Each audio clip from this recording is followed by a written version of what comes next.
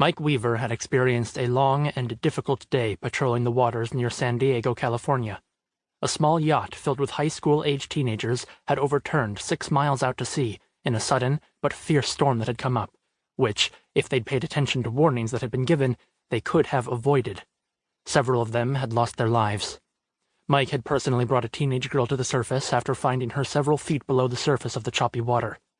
He had resuscitated her and had her breathing again by the time his Coast Guard unit reached him with the boat. They pulled the girl aboard first and then helped him from the water. They took over the care of the girl while he took a short break to get his strength back. Another body was spotted by one of the boys, who had already been brought to the safety of the boat. He shouted for someone to help his friend Jay, who was trying to stay afloat in the dangerous sea. Mike, still exhausted from rescuing the girl, dove back into the sea and quickly found the young man, who had sunk beneath the surface of the raging water, and pulled him to the surface. Mike attempted to get him breathing even as he swam with him to the small rescue boat, but despite his best efforts, he could not resuscitate him, nor could his fellow sailors when he reached them. He didn't know what else he could have done, but he still felt guilty that he had not been able to save him. "You could have saved him," Jay's friend shouted at Mike. "Jay's dad will never forgive you." Mike loved his work in the Coast Guard, but when a life was lost that he tried to save, he second-guessed his choice of profession. He knew he'd given it his best effort, but the other boy continued to berate him. He never did hear Jay's last name, but this friend repeated his first name several times. His commander, a kind but stern man by the name of Andrew Battenfeld, slapped him gently on the back just before he went ashore and said, "Hey, Lieutenant, you saved a life today. You need to remember that." "Thanks, Commander. I was still exhausted when I dove back in, but I had to. No one else could, so I did. But I was too slow in getting to him, as Jay's friend reminded me over and over again." Commander Battenfeld looked him in the eyes and said, "You need to ignore the accusations of Jay's friend. He may not have seen you save the girl, and he probably had no idea how exhausted you were. You made a great effort. No one could have done more."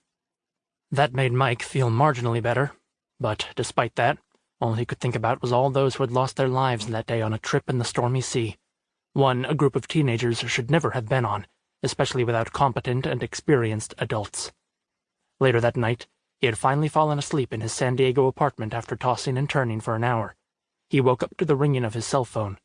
He rolled over in bed and picked it up, hoping he wasn't being called back to his boat to help with another emergency. He was supposed to be off duty all the next week, time he really needed after that day's harrowing experiences. He looked at the screen and didn't recognize the number. That was a relief, and his first impulse was to ignore it.